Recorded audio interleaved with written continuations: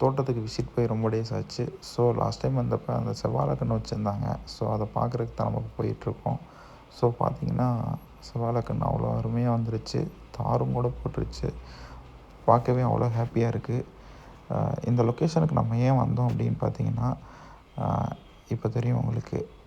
So இந்த லொக்கேஷனுக்கு ஏன் வந்தோம் அப்படின்னு சொல்லிட்டு, எப்போ வந்தாலும் இந்த லொக்கேஷன் வந்து பார்த்துட்டு அப்படியே கார்டனை விசிட் பண்ணுறது தான் நம்மளோட வேலையாக இருக்கும். ஸோ பார்க்கும்போதே அவ்வளோ அருமையாக இருக்குது. இயற்கை அழகானதுன்னு ஏன் சொல்கிறாங்கன்னு இதெல்லாம் பார்க்கும்போது தான் தெரியுது. எவ்வளோ தான் டிப்ரெஷனில் இருந்தாலும், நம்ம மனசு கஷ்டத்தில் இருந்தாலும், இந்த மாதிரி வியூ பாயிண்ட்லாம் பார்க்குறப்ப நம்ம மைண்டு ஆட்டோமேட்டிக்காக அவ்வளோ ரிலாக்ஸ் ஆகிடுது. என்ன ஸ்ட்ரகிள் இருந்தாலும், என்ன டிப்ரெஷன் இருந்தாலும் நம்ம மைண்ட் ரிலாக்ஸ் ஆகும் அப்படின்னா இந்த நேச்சரை பார்த்து தான். நேச்சரை பார்க்கும்போது அவ்வளோ ஹாப்பியாக இருக்குது. ஸோ இயற்கை வந்து மிகப்பெரிய விசித்திரமானதுன்னு சொல்கிறாங்க. ஸோ இதை பார்த்தாலே நமக்கு தெரியும். எவ்வளோக்கு எவ்வளோ அழகாக இருக்கோ அவ்வளோக்கு அவ்வளோ அதில் ஆபத்தும் இருக்குது அப்படிங்கிற மாதிரி கன்ஃபார்ம் பண்ணோம் அடிக்கடி நமக்கு. ஸோ இதெல்லாம் பார்த்திங்கன்னா நமக்கு புரிய வரும். இது வந்து இப்போ அந்த மழை பெஞ்சால் மட்டும் இந்த ஆற்றுல அவ்வளோ தண்ணி வரும். ஆற்றுல இவ்வளோலாம் தண்ணி போகுங்கிற விஷயமே இந்த மாதிரி ஆறை பார்த்ததுக்கப்புறம் தான் நமக்கே புரிஞ்சிச்சு. ஏன்னா இது பார்த்திங்கன்னா ஸ்டார்ட் பண்ணுற விதமும் சரி, அது போய் முடிக்கிற எண்டும் சரி, ஸோ எல்லாமே நம்ம அவ்வளோ அருமையாக ஃபீல் பண்ணுற மாதிரி இருக்கும். அழகாக இருக்கும். அவ்வளோ அழகாக போயிட்டுருக்கு. பார்த்திங்கன்னா இந்த மூங்கில், இந்த செடிகள் அப்படின்ற மாதிரி இதை நம்ம கார்டனை ஒட்டியிருக்கனால நம்ம பெஸ்ட்டாக ஃபீல் பண்ணுவோம். வர டைம்லாம் இங்கே தண்ணி வந்துச்சு அப்படின்னா வந்து பார்ப்போம். பட் இதில் ஒரு பெரிய ஆபத்து இருக்குது. என்னென்னு பார்த்திங்கன்னா, அந்த ஆறு வந்து மழைகள் அதிகமாக பெய்கிற டைமில் ரொம்ப டேமேஜும் ஆகும். ஸோ அதில் நமக்கு கொஞ்சம் கஷ்டமாக இருக்கும். பட் பார்க்கும்போது ரொம்ப ஹாப்பியாக இருக்கும். இவ்வளோலாம் நல்லா இருக்கே அப்படின்னு சொல்லிட்டு. ஸோ இயற்கை எப்போவுமே அப்படி தானே, பார்க்க அமைதியாகவும் இருக்கும், ஆக்ரோஷமாகவும் மாறும். ஸோ அதுதான் இயற்கையோட இதுவே. பார்க்குறப்ப ரொம்ப ஃபீலாக இருக்கும். இதெல்லாம் நம்ம பார்க்கணும் அப்படின்றப்ப நமக்கே எப்படா அடுத்து இந்த டைம் வரும், இந்த லொக்கேஷனுக்கு நம்ம வருவோம் அப்படின்னு ஃபீல் ஆகும். ஸோ இது வந்து கொஞ்சம் சேஃபாக தான் இருக்கணும் இந்த மாதிரி தண்ணி வர டைமில் நம்ம அந்த லொக்கேஷனுக்கு போகிறப்ப. ஏன்னா இது ஃபுல்லாக வந்து மணல் மட்டும்தான் இருக்கும். நம்ம எப்போ விசிட் வந்தாலும் நம்ம ஹேலன் கூடவே வந்துடுவான். அவங்க கூட இன்னும் ஒரு 3 பேர் இருக்கானுங்க. வளைச்சி ரவுண்ட்ஸ் தான் இருப்பானுங்க. எப்போ பார்த்தாலும் ரவுண்ட்ஸ்லாம் இருப்பானுங்க. ஆனால் அவனுங்கள்ட்ட பிடிச்ச பெரிய விஷயம் என்னென்னா, நம்ம தோட்டத்துக்குள்ளே யாரையும் விட மாட்டானுங்க. எவனையும் விட மாட்டானுங்க. நம்ம அலோவ் பண்ணால் மட்டும்தான் அமைதியாக இருப்பானுங்க. இல்லை அப்படின்னா கண்டிப்பாக உள்ளே விட மாட்டானுங்க. நம்ம சொல்கிற வரையும் அவன் எந்த விஷயமா இருந்தாலும் சரி, யாராக இருந்தாலும் சரி, யாரையும் உள்ளே விடவே மாட்டானுங்க. அந்தளவுக்கு ரொம்ப பாதுகாப்பாக இருப்பானுங்க. நம்மளையும் சேஃபாக பார்த்துப்பானுங்க. அது இவனுங்க கூட இந்த கார்டனை நம்ம விசிட் பண்ணுறது அவ்வளோ ஹாப்பியாக இருக்கும். நல்லா என்டர்டெயின்மெண்ட்டாகவும் இருக்கும். ஸோ அவனுங்க முன்னாடி போயிட்டே இருப்பானுங்க. நம்ம பின்னாடி போனால் மட்டும் போதும். அந்தளவுக்கு நம்மளை சேஃபாக பார்த்து கூட்டிகிட்டு போவானுங்க. எல்லா லொக்கேஷனுக்கும் உள்ளே கூட்டிகிட்டு போயிடுவானுங்க. அந்தளவுக்கு ரொம்ப பாசமாக இருப்பானுங்க நம்ம மேலே. ஸோ ரொம்ப பிடிக்கும். எப்போ பார்த்தாலும் ஒரே மாதிரி மைண்ட் செட்டோடு இருப்பானுங்க, பாசமாக. இந்த மனிதர்கள் மாதிரி அடிக்கடி மாறவே மாட்டானுங்க. ஸோ அதனாலே என்னமோ தெரியல, அந்த பெட் அனிமலில் டாக் ரொம்ப ரொம்ப பிடிக்கும் நமக்கு. அவ்வளோதாங்க. நம்ம அப்படியே வந்துட்டு இது ஏன் நம்ம விசிட் வரோன்னா, நம்ம சைடில் எதுவும் டேமேஜ் இருக்குது அப்படின்னு செக் பண்ணுறதுக்காக தான் உள்ள விசிட் வந்தோம்.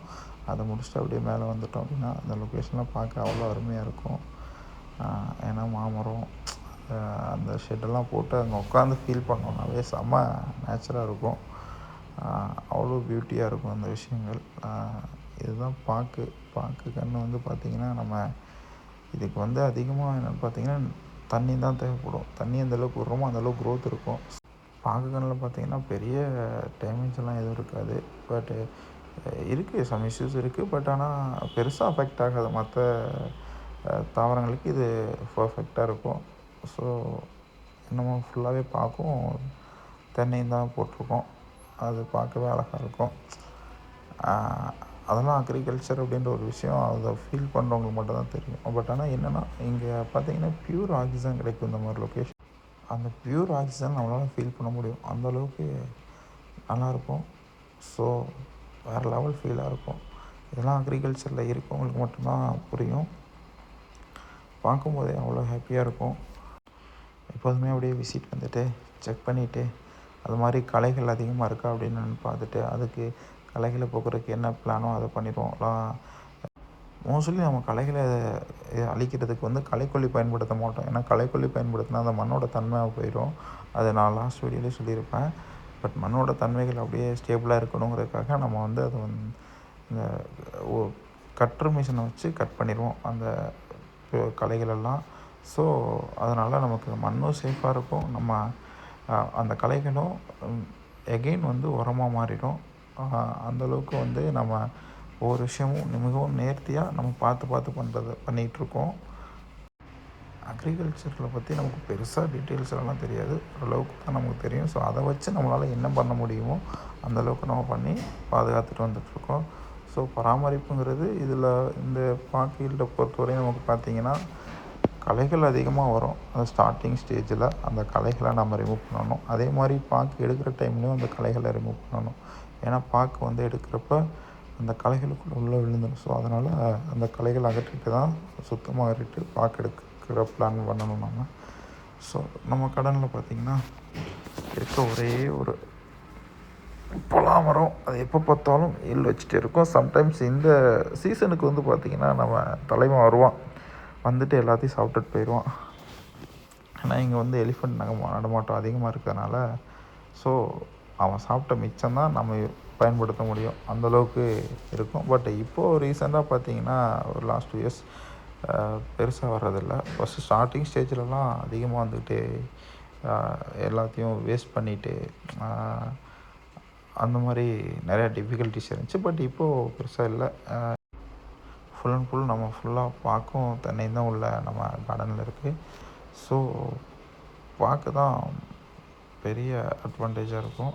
தென்னை 3 months ஒன்ஸ் வரும், பாக்கும் இயர்லி 3 times எடுக்கிற மாதிரி இருக்கும்.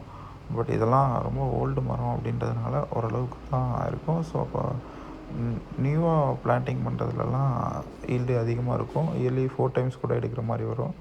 ஸோ அது நம்ம பராமரிப்பை பொறுத்து நமக்கு எப்படி ஈல்டு வருங்கிறது இருக்குது. நம்ம எந்தளவுக்கு நல்லா பராமரிக்கிறோமோ அந்தளவுக்கு வரும். இது வந்து தண்ணி வந்து பார்த்திங்கன்னா அதிகமாக தேவைப்படும். எந்தளவுக்கு தண்ணி கட்டுறோமோ அந்தளவுக்கு வந்து ஈல்டும் நல்லாயிருக்கும். மோஸ்ட்லி பார்த்திங்கன்னா நம்ம தண்ணி பாய்ச்சாமல் நம்ம ட்ரிப் லைனில் விடுவோம். ஸோ அதாவது தண்ணி ஓப்பனாக வாய்க்கால் கட்டி விடுவாங்க. ஸோ நம்ம வாய்க்கால் கட்டி ஒரு சில இடத்துல அப்படியே பெருசாக பாத்தியாக கட்டிடுவாங்க லென்த்தாக. ஸோ அப்படியே போட்டு விட்ருவாங்க, தண்ணி அப்படியே ஓடிட்டே இருக்கும். ஸோ நம்ம தண்ணி அப்படி இல்லாமல் ட்ரிப் லைன் மூலியமாக பாய்ச்சிட்ருக்கோம். ஒரு பாட்டில் ட்ரிப் லைன் மூலியமாக ஒரு பாட்டில் வந்து தண்ணி நம்ம வாய்க்கால் கட்டி அப்படியே விட்டுட்ருக்கோம்.